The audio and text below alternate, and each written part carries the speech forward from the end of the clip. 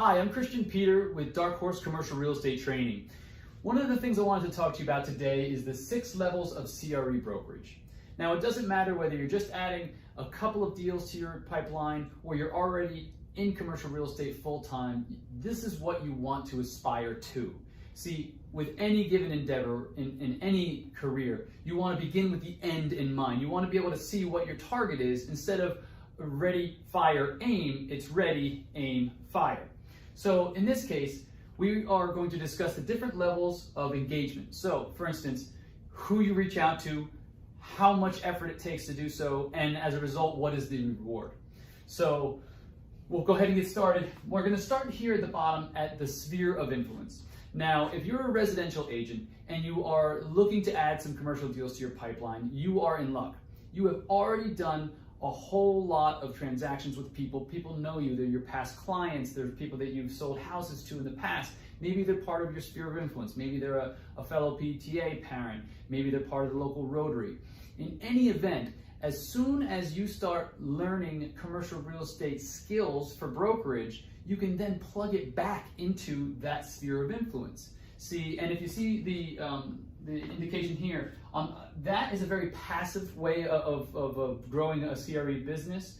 What it is, as we move up the ladder, what you're going to see is it's going to be less passive, more proactive, but as a result, the dollar signs get a little bit bigger with the transactions. So, but as I mentioned, you already have people who know, like, and trust you and are willing to do business with you because they already have in the past, or they already know you from a social setting. So your sphere of influence you can take, once you start understanding CRE brokerage principles and start practicing them, you can take and plug that skill set into your sphere of influence, and you'd be absolutely amazed at the results. I have several of my students in the first month or two, they start seeing traction with people that they already knew. They reach out to someone that they sold a home to a year ago and say, hey, just to let you know, I'm doing CRE now. I'm on the commercial side as well as the residential side. And they say, oh, wow, I was looking for an investment property, or I was looking for a place. My cousin is opening a second restaurant location or something along those lines. So you'd be absolutely amazed once you start telling people what you do, or the fact that you are adding commercial to your brokerage, that the amount of work that comes your way. So, but that's going to be a bit on the passive side, right? The next step up from there is going to be leasing. Now, leasing is fantastic from a commercial real estate standpoint when you're starting to learn brokerage. Number one, because the deal cycles are very short. If you were to go and get an exclusive listing and take it to market and put it under contract and go through due diligence and everything, it could be 6, 9, maybe even 12 months until from the time you meet the person until you put money in your bank account. Whereas with leasing, you can meet somebody who's looking for a space and in 30, 45, 60 days, have them into their new location and put money in your pocket in the form of a commission. Now, the reason why your leasing is great is because there is a defined moment in time where something has to occur. Here's what I mean.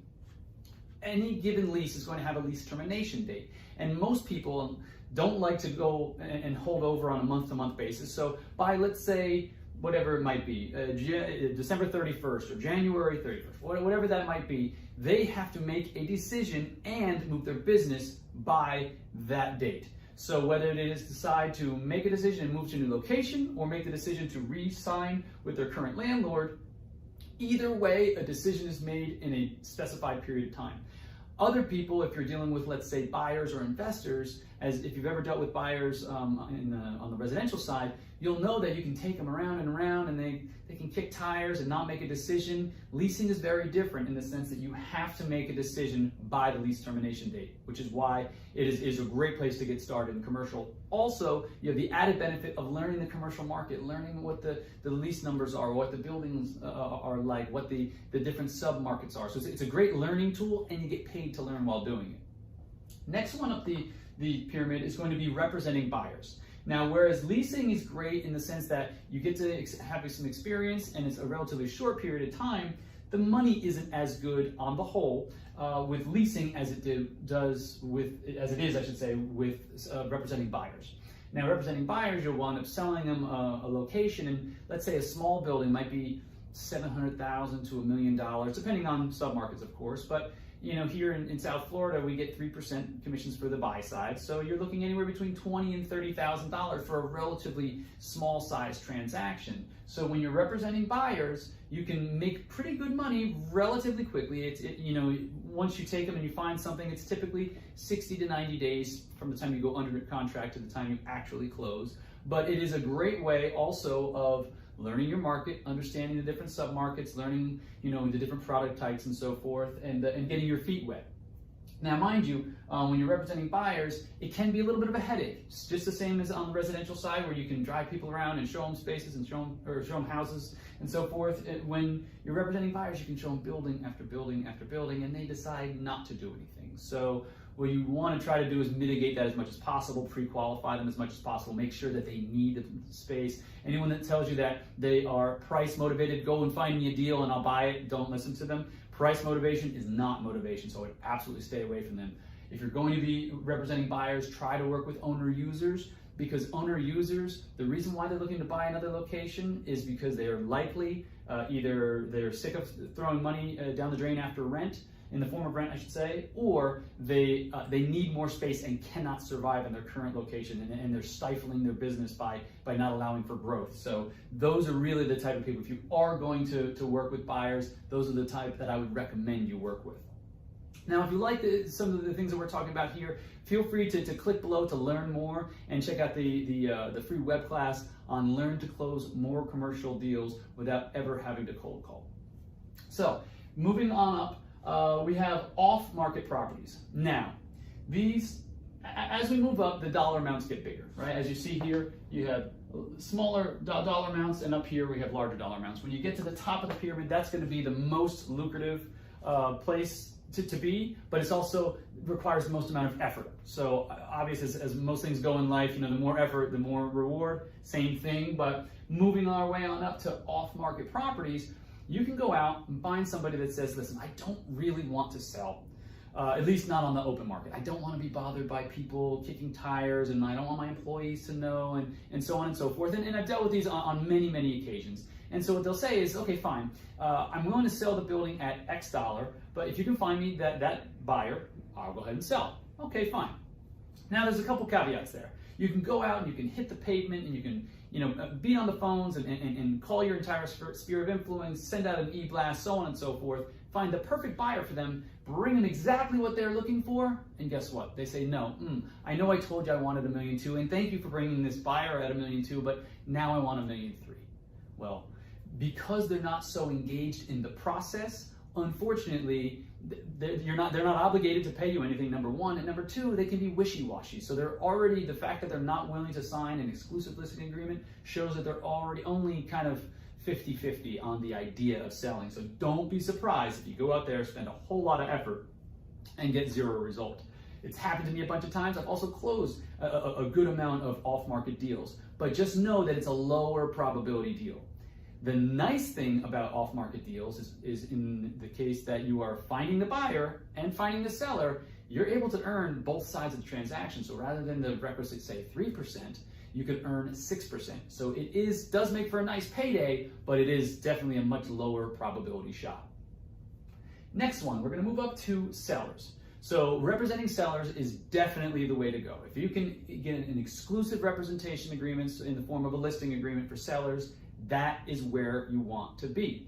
Now, it's not always easy. It requires a lot of effort. And in fact, if you think of it this way, if you're working with your sphere of influence or leasing or even representing buyers, it's kind of like going to the ski mountain. And you go to the bunny hill, and even though, the bunny hill is lots of fun and all, but it's a very short ride, And so when you're dealing with the lower end of the pyramid, that's kind of what's happening. Whereas if you were to get an exclusive representation with a seller in the form of a listing, what you wind up doing is you wind up going all the way to the top of the mountain, and you get to ski or snowboard all the way down. And what it does is during that ride, it creates more opportunities for you. It's like a snowball, right, in this metaphor.